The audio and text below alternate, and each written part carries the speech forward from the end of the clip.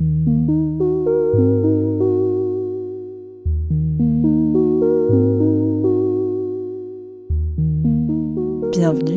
dans Invisibility. Pour le premier épisode de ce podcast, je suis heureuse et honorée de recevoir celle qui voltige avec grâce entre les mondes visibles et invisibles, Naïsam Jalal, dont la musique m'accompagne et me nourrit depuis bien longtemps.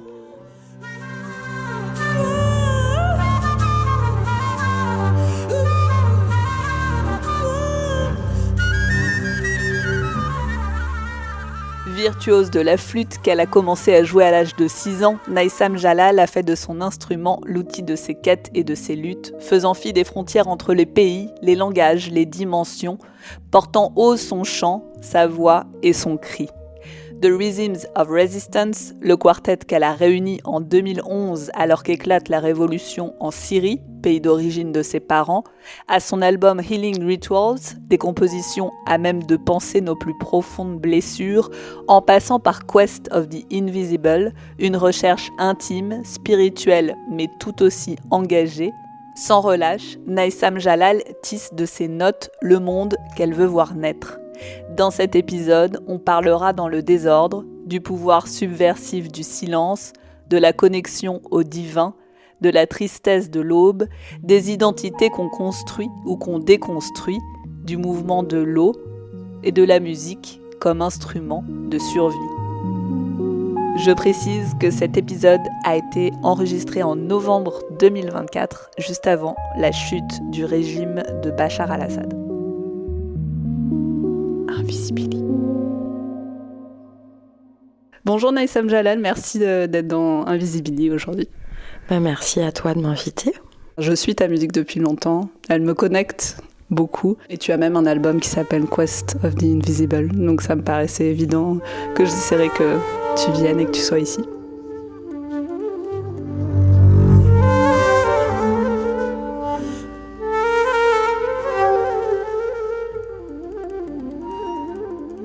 Donc merci. Qu'est-ce que c'est l'invisible pour toi ? Qu'est-ce que ça t'évoque comme ça, si je te le dis juste en un mot ? L'invisible, ça m'évoque la partie spirituelle de notre être, la partie invisible de notre être. Il y a plusieurs choses dans la partie invisible de notre être. Dans la partie spirituelle, il y a plusieurs... je pense il n'y a pas... Enfin, c'est toujours très, très stupide de diviser l'être entre le corps et l'esprit, entre le moi, le surmoi, entre le conscient, l'inconscient, enfin, tout ça c'est assez stupide. Un moi, un être, c'est un tout.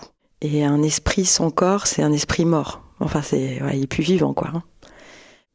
Cela étant dit, il y a effectivement, je pense, dans notre partie immatérielle, dans la partie immatérielle de notre être, et donc invisible, je pense qu'il y a dans ça une partie qui est divine et qui appartient au divin. Justement, toi, c'est quand la première fois que tu as senti cet invisible, ou que tu as pris conscience, ou que tu t'es interrogée sur ça ? Je ne sais pas si tu étais très jeune ou si c'était beaucoup plus tard. Comment c'est arrivé dans ta vie, en fait ? Alors, moi, j'ai commencé à me poser la question de la spiritualité dans la musique en m'intéressant au silence. Il y a un truc qui me bouleverse dans le silence. Et notamment, alors il y a un musicien indien qui s'appelle Hariprasad Chaurasia, qui est flûtiste bansuri, qui est un immense maître de cette tradition de la musique classique d'Inde du Nord, qui laisse une certaine place au vide dans sa musique. Donc je pense que ça a eu un premier impact assez fort sur moi quand je l'ai découvert, j'avais 17 ans.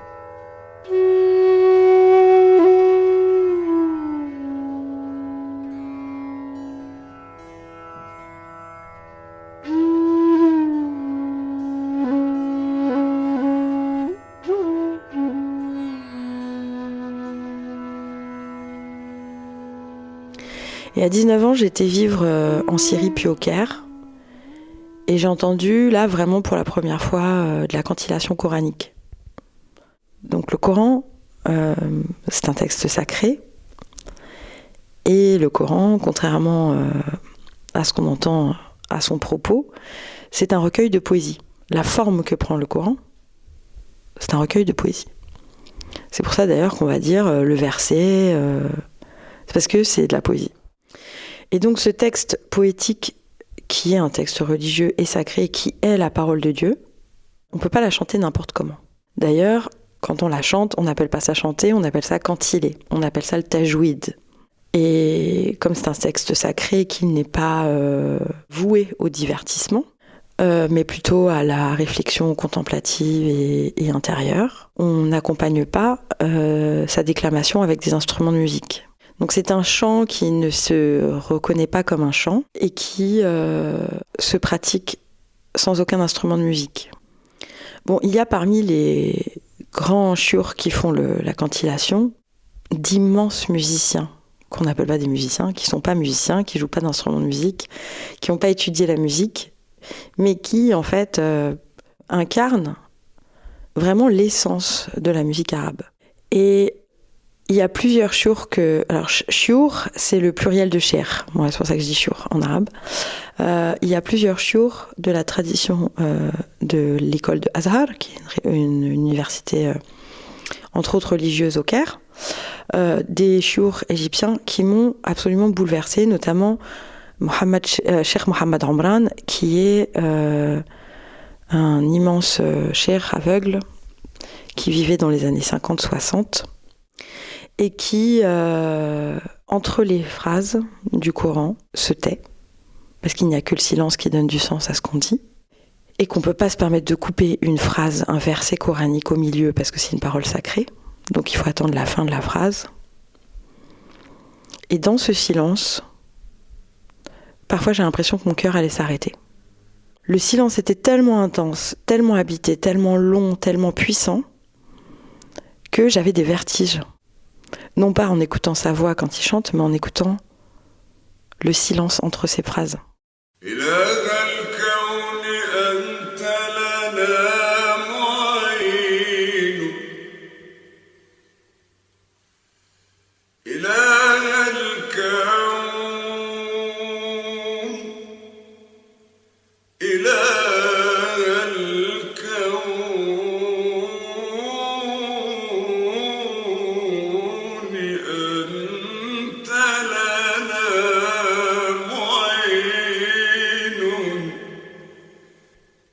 Et ça, c'est une expérience qui m'a vachement bouleversée parce que je me suis dit, bon, le mec est tellement fort qu'il arrive quand même à faire entendre la présence du divin entre ses phrases. Alors, évidemment, j'ai mis des années avant de comprendre ça. J'ai mis des années à comprendre que ce qui m'avait bouleversée dans ce silence, c'est précisément le divin. Parce que tu me dis, quand est-ce que tu t'es rendu compte de la présence du divin ? J'ai mis des années à prendre conscience de ça. J'ai eu très vite des intuitions, j'ai eu très vite, si tu veux, des sensations très fortes, mais qui correspondaient pas pour moi que je nommais pas. Tu veux dire quand tu étais enfant, par exemple ? Non, même jeune. C'est-à-dire que tu vois, quand j'ai écouté la cantillation coranique, je pense que pour considérer les choses d'une manière mystique, et non pas donc dogmatique, et non pas religieuse, il faut avoir quand même une certaine maturité. Et donc je pense que quand tu as 20 ans, 25 ans, tu t'en rends pas compte. Tu sens que le truc te bouleverse, mais tu peux pas vraiment mettre de mots dessus, tu peux pas vraiment comprendre. Ou alors sinon, tu parlerais de Dieu. Et là, Dieu, c'est autre chose. Tu vois ce que je veux dire ? Voilà. À ce moment-là, tu jouais déjà de la musique ? Est-ce que tu jouais déjà de la flûte ? Et comment tout ça s'est entremêlé entre ta pratique et cette expérience, en tout cas en Égypte, que tu décris, ou peut-être ailleurs aussi ? En fait, moi je joue de la flûte depuis que j'ai 6 ans. Donc évidemment, je jouais déjà de la musique quand je suis allée au Caire. Et quand je suis allée en Syrie, puis au Caire, en fait, moi, mon excuse, c'était je vais aller étudier la musique arabe. En fait, ce que j'allais chercher là-bas, c'est qui sont les Arabes ? Et est-ce que j'ai envie de devenir arabe ? Puisqu'en fait, en France, vu le racisme structurel, systémique et inconscient de notre chère société, être un arabe en France ou une arabe en France, être un ou une fils ou fille d'immigrés en France, arabe, musulman, c'est C'est déjà un sujet, en fait. C'est-à-dire qu'en fait, pour une personne normale, entre guillemets, donc, disons un jeune homme blanc, qui s'appellerait François Dupont, déjà, chercher son identité, essayer de se construire, c'est déjà vertigineux, en fait. Tu vois ? Mais alors quand en plus t'es prisonnier de modèles ou de normes ou de catégories qu'on va projeter sur toi et qui en plus pourraient ne même pas t'appartenir, parce que moi petite j'ai appris à parler le français d'abord, j'ai jamais parlé l'arabe. Quand j'allais en Syrie, j'allais pour les vacances voir ma famille, je parlais quelques mots d'arabe, mais si tu veux c'était pas ma culture en fait. La seule chose qui vraiment faisait partie de moi et qui appartient à la culture arabe, c'était la cuisine syrienne, la gastronomie syrienne, parce que ma mère elle cuisine super bien et qu'elle cuisinait pas du bœuf bourguignon. Donc si tu veux, le seul élément culturel vraiment fort qui m'appartenait, enfin en tout cas qui résonnait en moi, c'était la cuisine. Bon, mais sinon en dehors de ça, j'étais pas arabe. J'avais un corps qui était pas un corps de blanche. J'avais les os de mes ancêtres, la couleur de peau de mes ancêtres, le nez de mes ancêtres, le crâne de mes ancêtres, les yeux de mes ancêtres, mais j'étais pas arabe. Être arabe, c'est être de culture arabe, c'est être de civilisation arabe, c'est connaître cette langue. L'arabe, c'est quoi ? C'est pas une race, ça n'existe pas la race arabe. L'arabe, c'est une culture, c'est une langue, c'est un ensemble culturel et civilisationnel lié à la langue. Donc si tu parles pas la langue, t'es pas arabe. Et si t'as même pas cette culture-là qui est liée quelque part à la langue, t'es pas arabe. Alors moi j'étais un peu arabe parce que je te dis, je mangeais des plats syriens, mais c'est tout. Et par contre, il fallait quand même que je fasse face à un racisme qui me désigne comme l'étrangère, qui fait que je porte dans mon corps, dans ma chair, la marque de l'autre. C'est hyper injuste. Et puis à un moment, je me suis dit, en fait, allez tous vous faire foutre, je vais devenir arabe, puisque c'est ça. Enfin, tu vois. Donc je suis partie vivre en Syrie, je suis partie vivre en Égypte. À 17 ans. À 18 ans. 19 ans même. J'ai eu mon bac et 19 ans, je suis partie. Pour apprendre qui sont ces Arabes, quelle est cette culture, qu'est-ce que sa musique, qu'est-ce que son histoire, qu'est-ce que son parfum, sa géographie, ses sourires, ses visages, ses paysages. Et donc, quand je suis arrivée en Égypte et que j'ai fait la découverte de ce silence, bon, j'ai découvert plein d'autres choses, mais c'est vrai que ce silence, il m'a marquée. Et j'ai commencé à m'en servir parce que je me suis rendu compte que les choses ne signifiaient rien s'il n'y a pas de ponctuation. Et le silence, il permet déjà, de fait, à ponctuer un discours. Donc j'ai commencé à me servir de ça, d'abord. Et puis, je me suis rendu compte que c'était propre à certaines cultures d'utiliser le silence. Et je me suis rendu compte, surtout à mon retour en France, que tous mes camarades musiciens, ils utilisaient très peu le silence en fait. Et qu'ils enchaînaient beaucoup de notes très très vite, le plus vite possible, dans le temps le plus réduit possible. Et en fait, je me suis rendu compte que y avait quelque chose là qui était culturel. Et que c'était pas un hasard, quelque part, si le silence avait une importance tellement grande en Inde, dans la musique hindoustanie, ou dans les pays arabes, dans la musique arabe, ou dans la cantillation coranique. C'est parce que je pense qu'il y a une façon d'être au monde, et une façon d'être au divin, et une façon d'accueillir en fait la dimension spirituelle de notre être dans la société, dans la vie, qui est très différente du monde industriel et capitaliste dans lequel on vit ici. Et je me suis rendu compte que favoriser le silence dans l'expression artistique, c'était une façon de réhabiliter l'être plutôt que l'avoir. Et qu'en fait, la question de la productivité, de la consommation, de tout cet imaginaire en fait industriel et capitaliste qui nous habite, avait eu un impact sur notre façon de créer la musique. Et toi, ça a transformé la tienne. Est-ce que tu peux nous raconter comment s'est fait cette trajectoire, cette découverte, cet apprentissage du silence pour toi personnellement, dans ta vie aussi ? C'est petit à petit, hein. C'est-à-dire que là, tu vois, moi j'ai 40 ans, j'ai fait cette découverte, j'en avais 19, mais c'est un chemin, tout simplement. Ça fait des années. Au départ, je me servais du silence comme d'un outil de langage. Et puis petit à petit, je me suis rendu compte que en fait, le silence, il portait une autre vision du monde. Je me suis rendu compte que le silence, il exprimait la part spirituelle de notre être. Et petit à petit, j'ai commencé à le cultiver, à écrire des répertoires, comme par exemple ce premier répertoire qui était vraiment tourné sur la question du silence et de la transe, c'est Quest of the Invisible que tu mentionnais tout à l'heure. Mais c'était quelque chose que j'ai été fouiller et qui m'habite pleinement. Et quand je m'exprime musicalement ou même quand je m'exprime avec des mots, en fait, je me rends compte que je mets beaucoup de silence. Mais c'est quelque chose qui est plus conscient.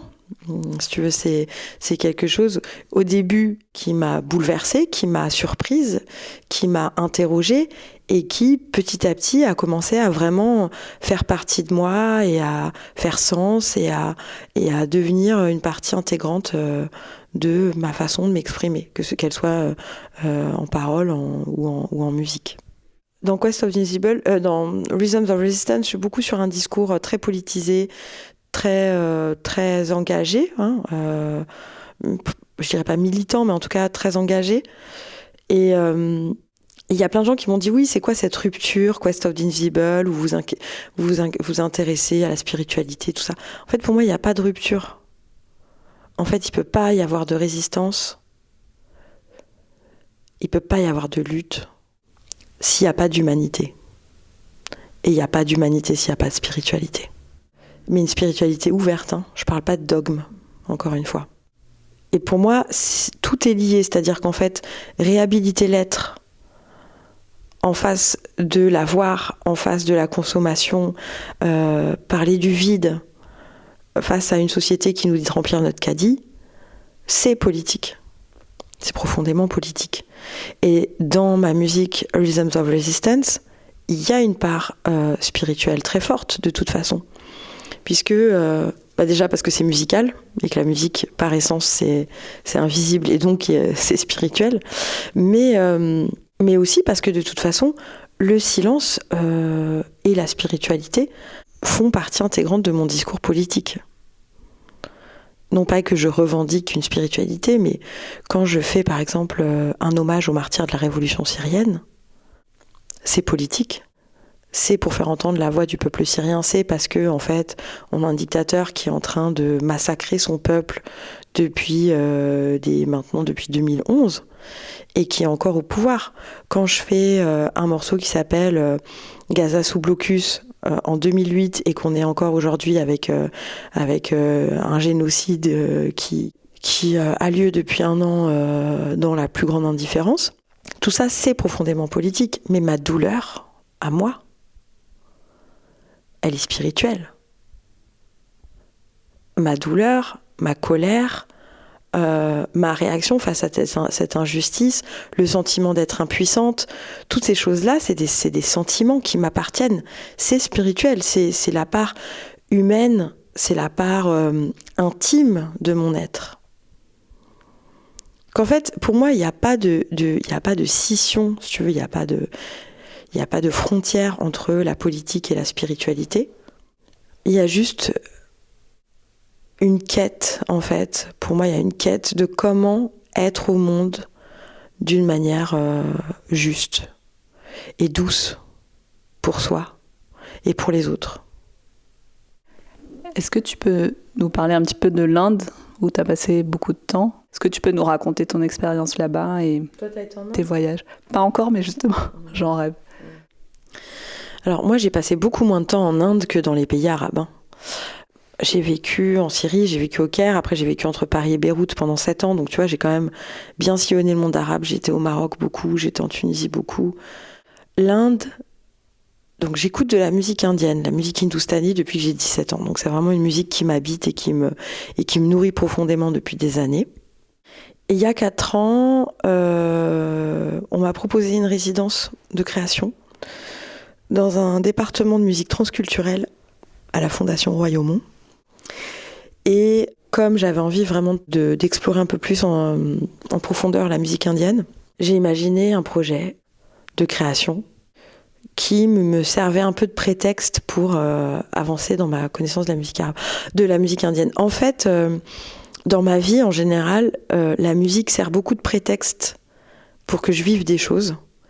Et ce que je vis sert de prétexte aussi pour la musique. En fait, c'est pas des prétextes, c'est que ma musique me nourrit et ma vie nourrit ma musique. Voilà, c'est un truc hyper intime.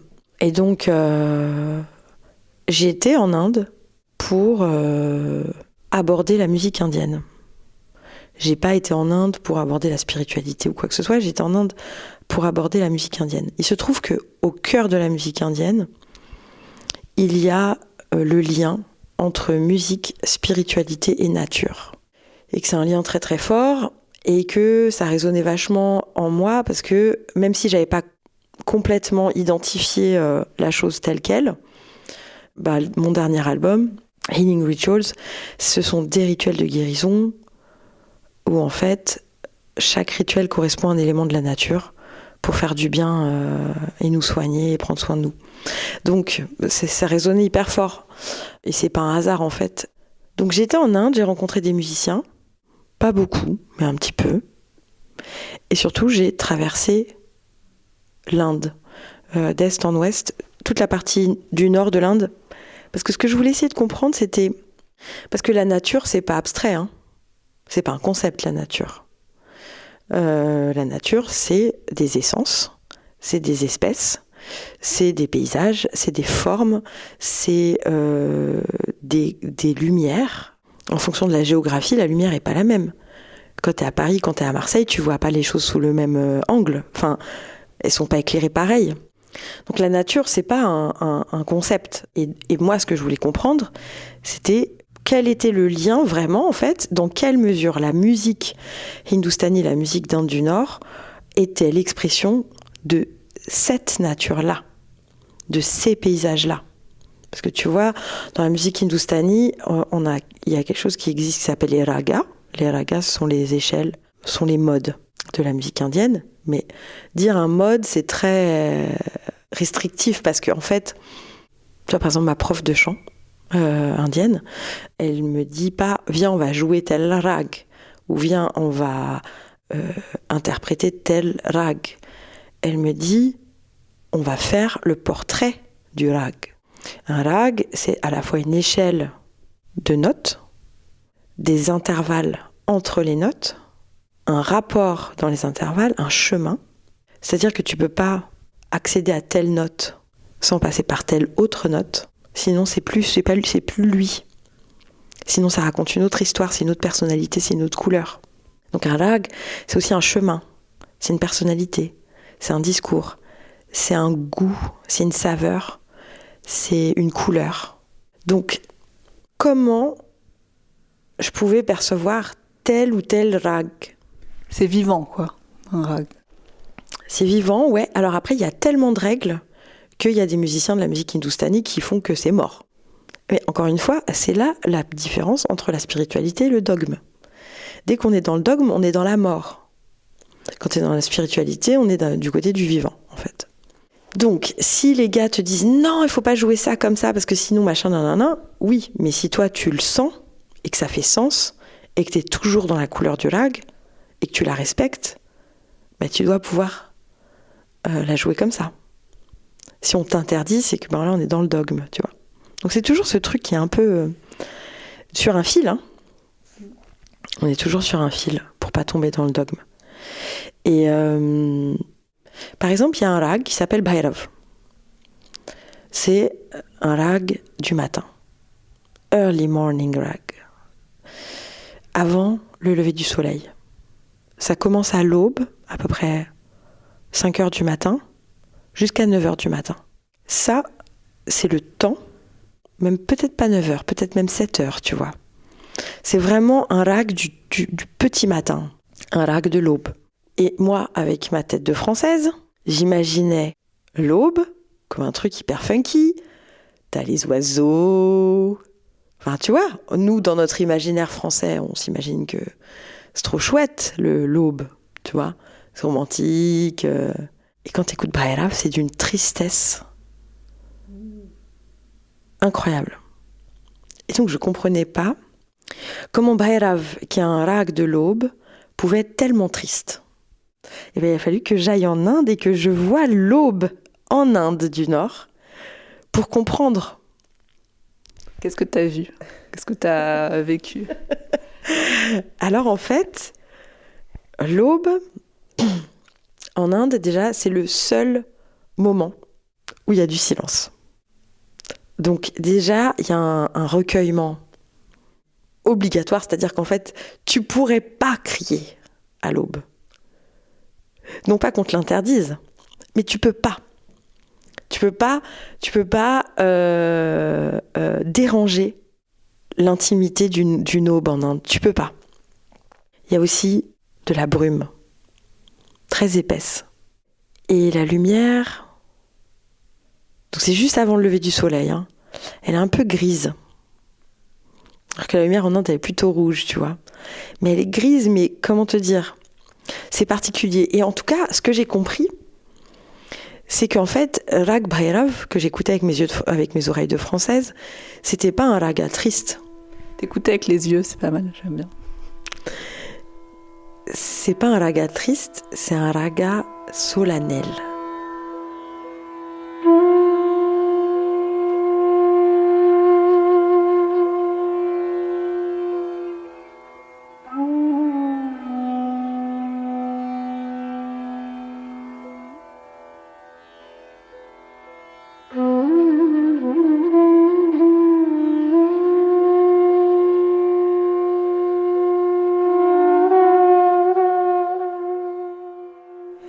Et en fait, cette retenue, cette pudeur, cette profondeur qu'on entend dans le rag, c'est pas de la tristesse, c'est pas de la mélancolie, c'est une profonde déférence et une profonde solennité face à ce jour qui se lève. Tu vois ? Et ça, c'est un truc que tu peux pas comprendre avec tes oreilles si t'as pas été te balader au bord du Gange avant le lever du soleil, ou si t'as pas été te balader dans des rizières à l'aube et que t'as pas vu le soleil émerger de l'horizon. Enfin, tu vois, si t'as pas vécu ça, en fait, eh ben, tu peux pas le comprendre. Et moi, je pratique le chant tous les matins. Et l'autre jour, je travaillais Bhairav et je devais me lever à 5 heures parce que je devais aller prendre un train très tôt pour partir en tournée. Donc je me suis réveillée, j'ai fait mes petits étirements, j'ai fait mon thé et je me suis installée. Et moi j'habite à Montreuil, hein, j'habite pas à Kolkata ou à Varanasi. Et ben je te promets de chanter les notes de Bhairav avant le lever du soleil, même en France, ça m'a refait la même sensation que quand je me suis baladée dans les rizières à l'aube. C'est assez incroyable. Alors moi, ça m'amène à une question, parce que donc il y a eu cet album Healing Rituals, qui sont des rituels de guérison, ce que tu dis. Je l'ai vécu parce que je suis venue à ton concert et c'est comme si j'avais disparu. J'étais devenue mes larmes parce que j'ai énormément pleuré. Oh, wow. J'étais devenue, je sais pas, ce cœur. Enfin, vraiment, ça m'a bouleversé ton concert. Enfin, tu vois, ça me redonne un peu des larmes aux yeux. Et du coup, je me demande quelle terre, quel paysage, quelle couleur ont nourri ces rituels, et où tu t'es nourri pour les créer, comment s'est fait ce processus ensuite que tu t'es finalement, que tu as transformé à ta manière. Ah, les rituels, c'est particulier, hein, parce qu'en fait, les rituels, je voulais les écrire dès 2017 et j'avais pas le temps. J'avais pas le temps du tout parce que j'étais sur l'écriture d'un autre monde et que c'était un double répertoire pour quintette et orchestre symphonique, donc j'avais des kilomètres de partitions à écrire. Et j'ai pu enfin écrire les rituels pendant le confinement. Donc pour te dire, j'étais enfermée dans une cave. Non. Non, ma pièce à musique était dans une cave. Ok. Donc j'habitais pas dans la cave, mais quand je voulais aller faire de la musique, je descendais à la cave. Donc imagine-toi, j'étais dans la cave et en fait, j'avais pas prévu de faire des rituels en lien avec la nature. Mais posée dans cette cave-là, je me suis remise dans l'état d'esprit de quand j'étais à l'hôpital, parce que j'ai été hospitalisée pour une maladie assez hardcore en 2013. Et je me suis remise dans cet état d'esprit-là, je me suis remise dans ce corps, et je me suis demandé qu'est-ce qui me manquait. Et ce qui me manquait, c'était la nature. Et encore une fois, la nature, c'est pas un concept, c'est certains éléments de la nature. Le premier rituel que j'ai composé, c'est celui du soleil. Et le deuxième, c'était celui de la lune. Et ensuite, j'ai composé la rivière.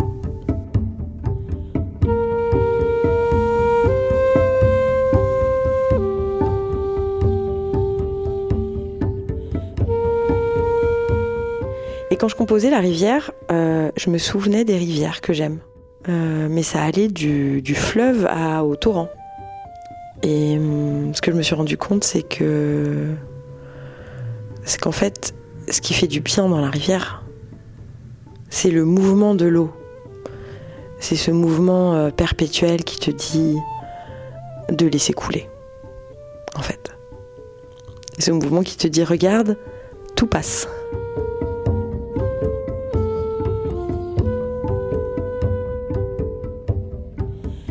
Ensuite, j'ai composé quoi ? La forêt. Donc je me suis... Ah non, la forêt, c'était plus tard. La forêt, j'étais sortie de confinement et j'étais me balader en forêt et j'ai entendu les chants des oiseaux et donc j'ai essayé de les reproduire dans la forêt. La terre, je l'ai écrit pendant le confinement. La brume, je l'ai écrit en regardant... Alors, la première partie de la brume, je l'ai composée sur des souvenirs de brume épaisse du Morbihan. Et la deuxième partie de la brume, je l'ai composée en regardant une brume se mouvoir entre les montagnes en Ariège. J'ai essayé de dessiner avec ma voix le mouvement de la brume entre les montagnes et je l'ai enregistré et c'est ça, en fait, que je chante. Wow. Parce qu'après, donc, j'ai écouté l'enregistrement et j'ai fait une partition avec ça et donc à chaque fois que je chante ce morceau, je rechante le mouvement que j'ai dessiné à ce moment-là. Incroyable. Et les collines, je l'ai écrit en revenant de l'Ariège. C'est le dernier que j'ai écrit. Qu'est-ce qui manque ? Le vent. Ah, le vent, je l'ai fait pendant le confinement. J'avais besoin d'un vent chaud. Et c'était lui. Et ben moi, il me fait beaucoup de bien, le rituel du vent, notamment. Ouais.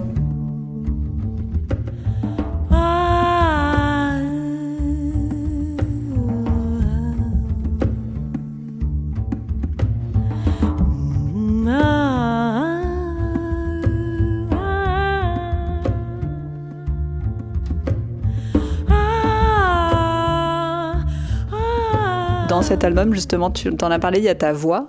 Et je me demandais comment la voix a émergé dans ton chemin. Comment tu t'es autorisée à ça, puisque j'imagine que ça n'a pas été forcément simple, je sais pas. La voix, j'utilise beaucoup depuis longtemps, mais toujours dans la flûte. Ou juste à l'émergence de la flûte. Et ma voix, ça a toujours été le prolongement de ma flûte. Et ma flûte, ça a toujours été le prolongement de ma voix, en fait. Mais effectivement, chanter sans la flûte, c'est chanter nu. Donc j'ai mis du temps. Et j'ai aussi mis du temps à assumer ma voix de femme. C'est chelou, hein ? Ouais. Je vois très bien.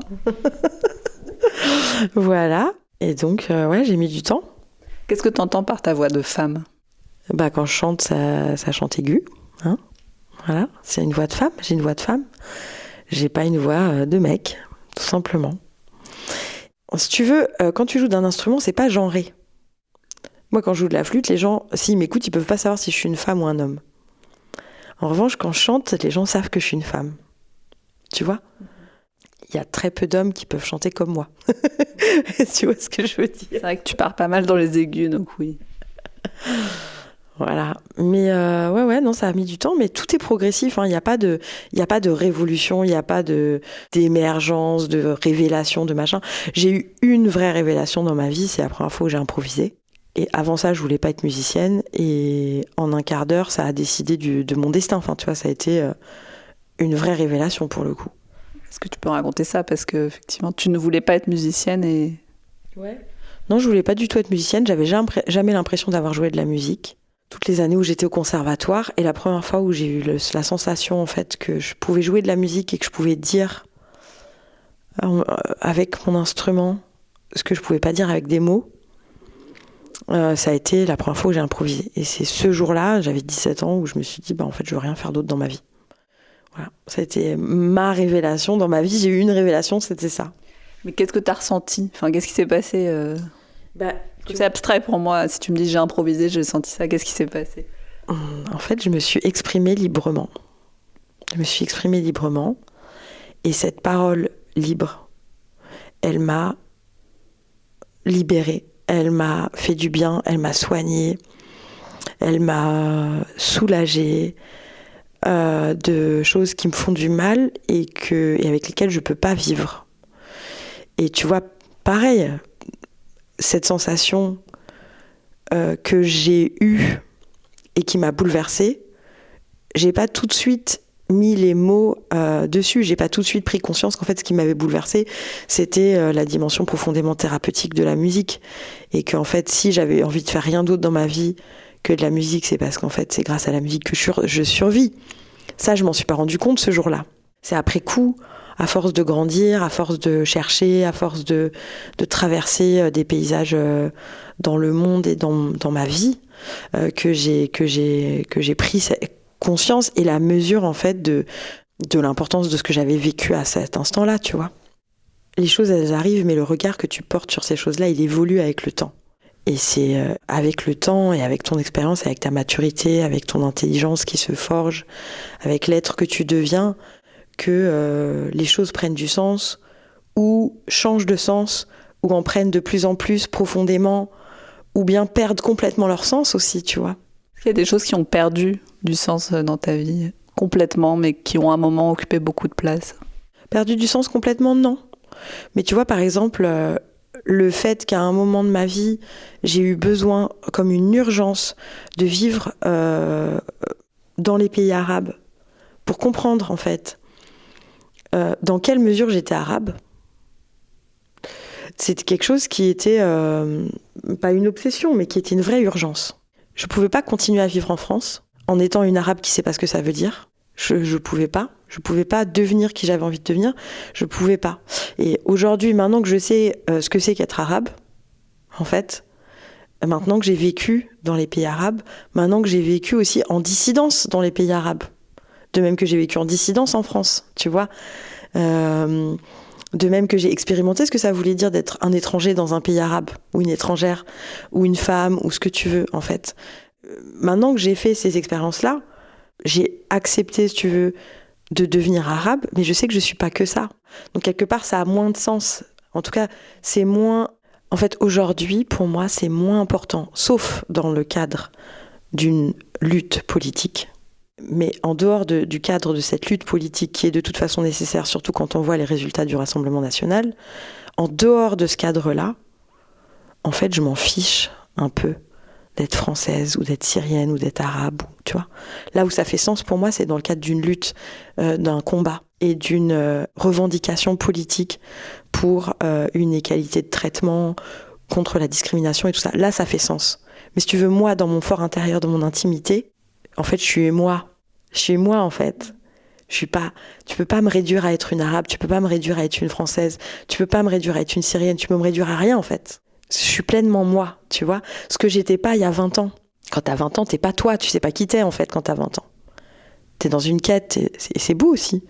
Mais c'est un autre temps. Donc c'est vrai que maintenant, pour moi, c'est moins... Ça a pas perdu complètement du sens. Bien au contraire, d'ailleurs, ça a fait sens parce que ça m'a permis d'être qui je suis aujourd'hui.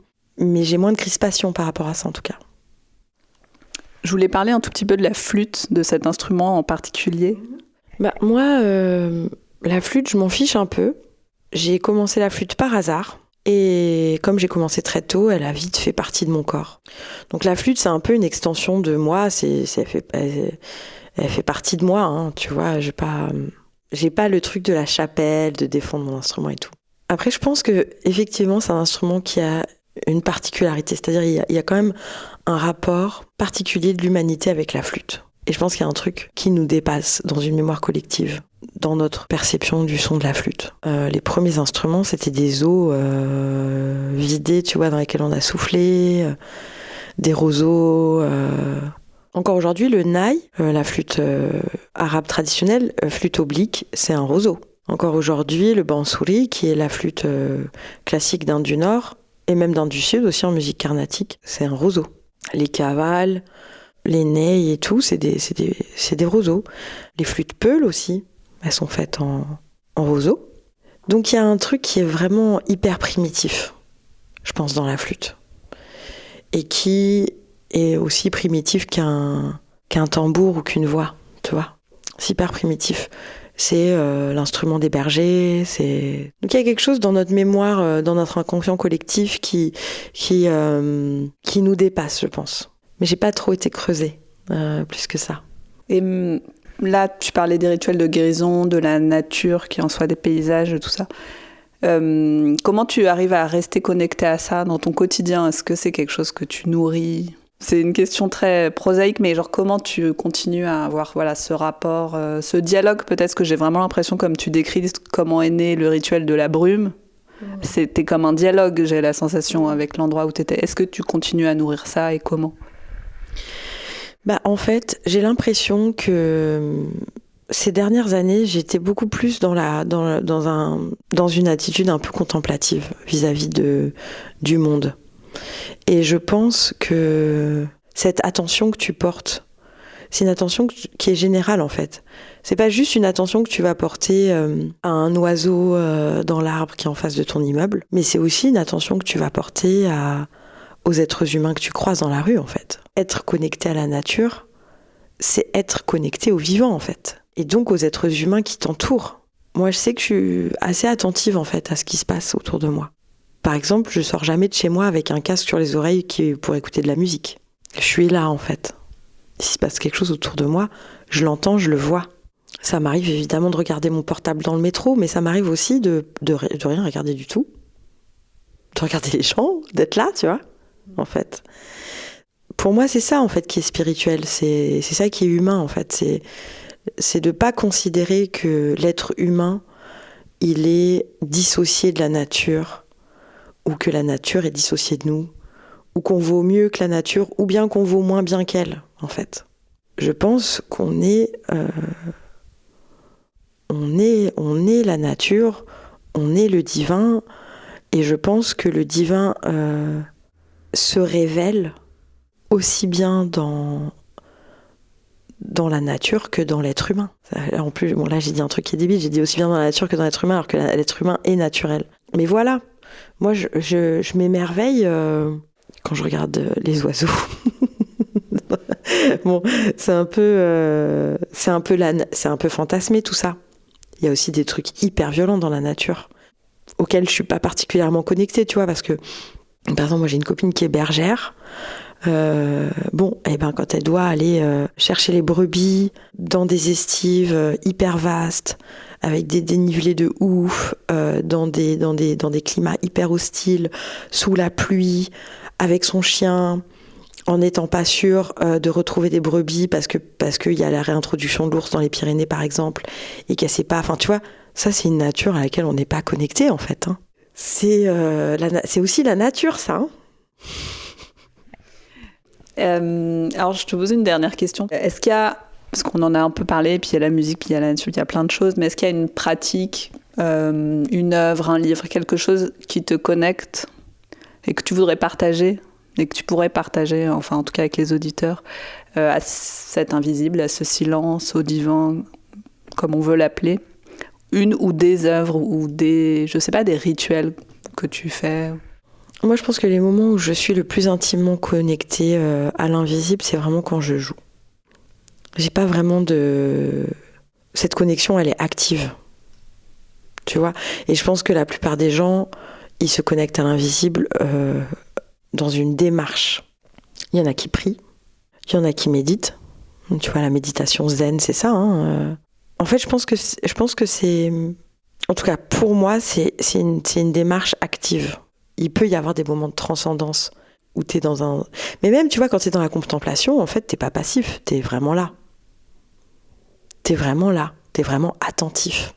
T'es vraiment, quand t'es assis au bord d'une rivière, à moins que tu sois en train de allongé par terre sur Instagram en regardant ton machin, si t'es vraiment là en train de regarder la rivière et de t'oublier dans la contemplation, eh ben tu vas entrer en résonance avec la partie divine de ton être, tout simplement.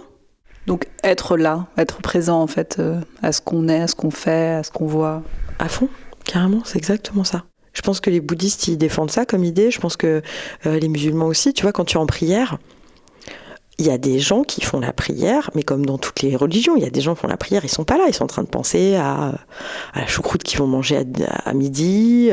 Il y en a qui, tu vois, quand ils vont à l'église, sont là, ils pensent au repas dominical. Enfin, normalement, quand tu fais la prière, t'es vraiment là. Si t'es pas là, ben en fait, t'es pas vraiment en train de prier. Il n'y a pas de problème, hein. C'est pas obligé de prier. Tu vois, mais si tu veux que ça ait un sens, que ça résonne en toi, il faut que tu sois vraiment là. Toi, c'est quand tu joues. Et moi, je l'ai vu, ça provoque, en tout cas chez les gens, j'ai la sensation, une sorte de transe. Enfin, ça peut provoquer, on va dire. Ça ouvre un espace dans lequel on se trouve un peu catapulté. Toi, comment tu te sens quand tu joues, justement, puisque tu nous dis que c'est ce moment-là. Comment tu te sens ? Est-ce que toi aussi, tu rentres dans la transe que tu provoques chez les autres ? Est-ce que finalement, du coup, on entre tous dans une espèce de grand mouvement, enfin, bon... Voilà, que ensemble ou... Moi, je suis super contente que tu me dis ça. Je suis heureuse vraiment que tu aies ressenti ça. Effectivement, moi, je suis, comme dans les cérémonies d'exorcisme, mon rôle, c'est le rôle du maître de la transe, celui qui va diriger la transe. Tu vois ? Ça, c'est mon rôle. Donc, parfois, comme dans les cérémonies Gnawa, je sais que le maître de la transe, il est là et il sait très bien ce qu'il fait, il est en train de diriger le truc, il sait exactement où il est, qu'est-ce qu'il est en train de faire, qu'est-ce qu'il est en train de chanter et tout.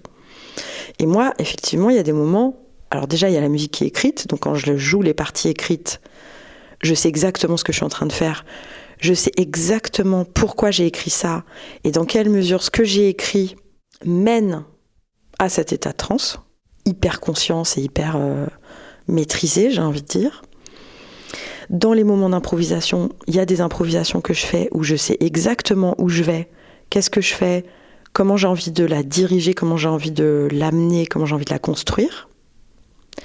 Et il y a des moments où j'improvise et où à la fin de l'impro, je sais absolument pas ce que j'ai fait. Et je pense que dans ces moments-là, je suis dans un état de conscience modifié où en fait je suis plus rien d'autre que l'écoute. Je suis plus ma volonté, je suis plus ma conscience, je suis juste une écoute. J'écoute le son et j'écoute ce qui me traverse. Et je deviens l'instrument de ce qui me traverse. C'est plus moi qui joue de la flûte, c'est moi la flûte. Ça boucle un peu avec le début de l'entretien, où tu disais que parfois, on est traversé un peu plus qu'à d'autres. C'est exactement ça. Et il y a des moments, et là c'est vrai que cet été j'ai rencontré des moines bouddhistes avec qui j'ai fait de la méditation, et c'était passionnant. Et ils parlaient justement de ces états de transe modifiés, et moi j'ai pas du tout réussi à vivre ça en étant en méditation, ça servait à rien. Mais en revanche, j'ai compris ce dont ils parlaient parce que je l'ai vécu moi-même. C'est pas systématique, mais il m'arrive de vivre ça dans des moments d'improvisation sur scène. Merci beaucoup, merci d'être venu, d'avoir partagé si généreusement ta vision et merci, et j'espère que tu reviendras éventuellement plus tard. Avec grand plaisir, merci à toi. Si vous avez aimé cet épisode, n'oubliez pas de vous abonner à Invisibili sur votre plateforme préférée, à aimer, partager, commenter pour soutenir le podcast, le faire vivre et grandir.